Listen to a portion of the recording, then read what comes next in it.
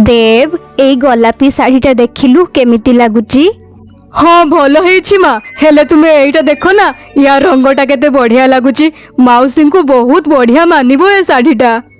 छी छी मते तो एई गोलापी शाढ़ीटा भल लागुची ए नील शाढ़ीटा जमारू भल लागुनी। हाँ ठीक अच्छी माँ तुम पसंदर ही शाढ़ी नहीं नबा एबे खुशी तो? हाँ बहुत खुशी। ए कहानी हेउछि देव्र जी की भारी सरल एवं निरीह पिला थिला। से ता माँ स्नेहलतार बहुत सम्मान करुथिला। से ता माँ को सब बेले खुशी रे रखिबाकू चेष्टा करुथिला। एमिति से माने घर को फेरिबा परे अरे कौन हैला तोर? कहारो मोर काई किछि भी तो हेइनी माँ। अरे ताहले एते चुपचाप काहेकि अछु मते भी तो कह एकुटिया बसी काहेकि हसुचु? एक्चुअली माँ मु भाबुथिली कि मु तो तुम पुओ। हाँ तो एइटा कि तुमे जहाँ भी कुह मु तो मानिनी है किंतु जेते बेले तुम बहु आसीबो सेते बेले कोन हबो?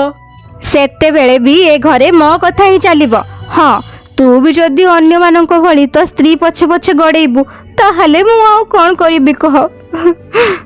हेले मते तो दुई जनक कथा सुनिबाकू पड़िबो ना।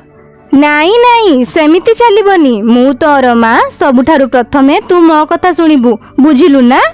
हा हा हा ठीक अच्छी माँ एबे शीघ्र खाइबा बाड़ी दियो बहुत जोर भोक लागिलानी। देव बुझी पारलानी जे ए कथा केवल गोटे मजाक नथिला काहेकि ना ए असुविधा प्रकृत रे ता सामना को आसिला जेतेबेले भूमि ता स्त्री हेई ता घर को आसीगला। आउ मिसेस महांती खुशी अछो ना?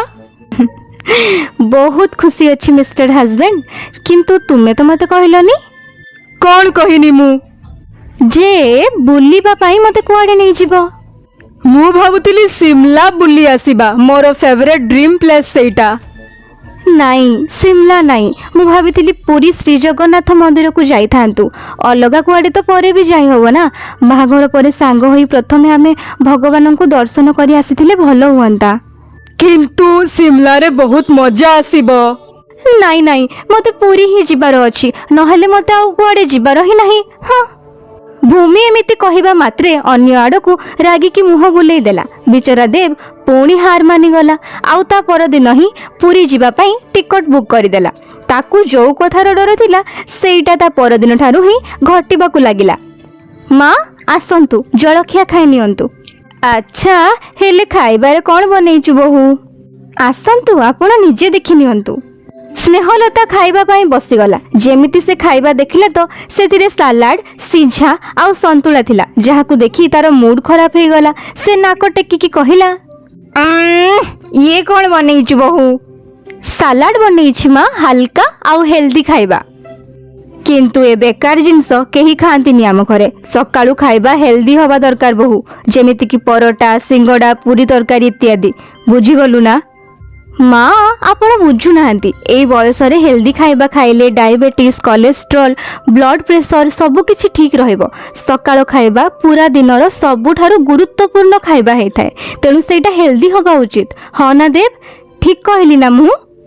देव चुपचाप सालाड खाउतिला किंतु सामने थिबा परिस्थिति को देखी ना से किछि कहि पारुथिला ना सेठारु उठिकी जाई पारुथिला। से हल्का आखि उठेई ता माड़ को चाहिला तो ता माँ ताकू ही चाहिथिले आउ आखिरे परोटा सिंगड़ा पाई हाँ भरिबा को धमकऊ भी थिले। तो द्वितीय पक्षरे भूमि भी ताठारु सालाड रो पक्ष नेबा को चाहुथिला। देव को जेतेबेले किछि बुझा पड़िलानी सेतेबेले से ता फोन को ही सहारा बनै नेला। मु तो भूली ही जाइछि मोर गोटे जरूरी कॉल करिवार अछि तुमे माने खाउ तो मु बस आसिली। हाँ देव से दिन तो मिछ कॉल रो बहाना करी ता जीवन बंचई नेला किंतु तार असुविधा एबे आहुरी बढ़िबार थिला। भूमि जोठी शिक्षिता मॉडर्न विचार वाली बहुत थिला तो स्नेहलता ता जमानार नीति नियम को छाड़िबा को ही जाउ नथिला। खाद्य ठारू आरंभ करी भूमिर लुगा पिंधिबा पर्यंत सासु बोहूक भितर सबु बेले झगड़ा होबाकू लागिला। आउ सबुथर बिचरा देव ही फसी जाउथिला आउ दिने तो सीमा ही टपी गला। बापा रे बास एबे बहुत हे गला तू मते नहीं को रास्ता कड़े फिंगी देया तो स्त्री सह मु ए घरे आउ रही पारिबेने। ଦେବ ତା ମାଆକୁ ଯେମିତି ହଉ ବୁଝି ଯେତେବେଳେ ତା ରୁମକୁ ଗଲା ତ ସେଠାରେ ଭୂମି ବି କାନ୍ଦି ଚାଲିଥିଲା। ଆରେ କଣ ହେଲା ତୁମର? ଏବେ ତୁମେ ବି କଣ ପାଇଁ କାନ୍ଦୁଛ? ତୁମେ ମତେ ମୋ ବାପା ଘରେ ଛାଡ଼ି ଦେଇ ଆସ, ମୁଁ ଏଇଠି ଆଉ ରହିପାରିବିନି। ତୁମ ମା ମତେ କେବେ ନିଜର କରି ହିଁ ପାରିବେନି। ଦେବ ବହୁତ କଷ୍ଟରେ ଭୂମିକୁ ବୁଝେଇଲା ଆଉ ଛାତ ଉପରକୁ ଯାଇ ନିଜେ ହିଁ କାନ୍ଦିବାକୁ ଲାଗିଲା। ସେ ତା ମା ଆଉ ତା ସ୍ତ୍ରୀ ମଝିରେ ପ୍ରତ୍ୟେକ ଦିନ ପେଶି ହୋଇ ଯାଉଥିଲା। ପୁରା ରାତି ସେ ଛାତ ଉପରେ ହିଁ ବସି ରହିଲା ଆଉ ଏ ସମସ୍ୟାର ସମାଧାନ ଖୋଜୁଥିଲା। ତାପରେ ସକାଳ ହେବା ମାତ୍ରେ ସେ ତା ବ୍ୟାଗ୍ରେ ପ୍ୟାଣ୍ଟ ସାର୍ଟ ପ୍ୟାକ୍ କଲା ଆଉ କାହାକୁ କିଛି ନ କହି ଚୁପଚାପ ବାହାରିଗଲା। ସେ ତା ଫୋନ୍ ବି ଘରେ ହିଁ ଛାଡ଼ି ଦେଇଥିଲା। ତା ପରଠାରୁ 7 ଦିନ ଯାଏଁ ସ୍ନେହଲତା ଆଉ ଭୂମି ତାକୁ ପାଗେଳିଙ୍କ ଭଳି ଖୋଜିବାକୁ ଲାଗିଲେ, କିନ୍ତୁ ଦେବର କୋଉଠୁ କିଛି ବି ଖବର ମିଳୁନଥିଲା। ତାପରେ 8ମ ଦିନ ନିଜେ ଦେବ ଅଚାନକ ଘରକୁ ଫେରି ଆସିଲା। ଦେବକୁ ସକୁଶଳ ଦେଖି ସ୍ନେହଲତା ଆଉ ଭୂମିର ଯେମିତି ନିଶ୍ୱାସ ଫେରିଲା। ଦେବ, ମୋ ପୁଅ, ମୋତେ କ୍ଷମା କରିଦେ ବାପା। ମୁଁ ତତେ କଥା ଦଉଛି, ଏବେଠୁ ଏ ଘରେ ସବୁ ସେମିତି ଚାଲିବ ଯେମିତି ବୋହୂ ଚାହିଁବ। ନାଇଁ ମା, ଭୁଲ ମୋର। ମୁଁ ହିଁ ଆପଣଙ୍କ ସହ ଝଗଡ଼ା କରୁଥିଲି। ଆଜିଠାରୁ ମୁଁ ପ୍ରମିସ୍ କରୁଛି ମୁଁ କେବେ ଆପଣଙ୍କ ସହ ଝଗଡ଼ା କରିବିନି। ଖାଲି ୟାଙ୍କୁ କହିଦିଅନ୍ତୁ କି ଯେମିତି କେବେ ବି ଆଉ ଘର ଛାଡ଼ି ଯିବା କଥା ଚିନ୍ତା କରିବେନି। ଦେବର ପ୍ଲାନ୍ କାମ କରି ଯାଇଥିଲା। ତା ମା ଆଉ ସ୍ତ୍ରୀ ଭିତରେ ବୁଝାମଣା ହୋଇଯାଇଥିଲା। ଏବେ ତାକୁ ତା ନିଜ ଘର କୋଉ ସ୍ୱର୍ଗଠାରୁ ବି କମ୍ ଲାଗୁନଥିଲା। କିନ୍ତୁ ସେତିକି ବେଳେ, ଶୁଣ, ମୁଁ ତୁମ ପାଇଁ କଫି ବନେଇ ଆଣୁଛି। ନାଇଁ ବୋହୂ, ଚାହା ଠିକ୍ ହବ, ଚାହା ବନେଇ ଆଣ। କିନ୍ତୁ ମା, ଇଏ ଥକି ଯାଇଛନ୍ତି ତ କଫି ହିଁ ଠିକ୍ ରହିବ ନା? ଦେବର ରାଗ ଏବେ ପୁଣି ବଢୁଥିଲା ଆଉ ଏସବୁ ଦେଖି ସ୍ନେହଲତା ଆଉ ଭୂମି ଉଠିଲେ ଆଉ ସାଙ୍ଗ ହୋଇ ରୋଷେଇ ଘରକୁ ଯାଇ ତା ପାଇଁ ଥଣ୍ଡା ସରବତ ବନେଇଲେ।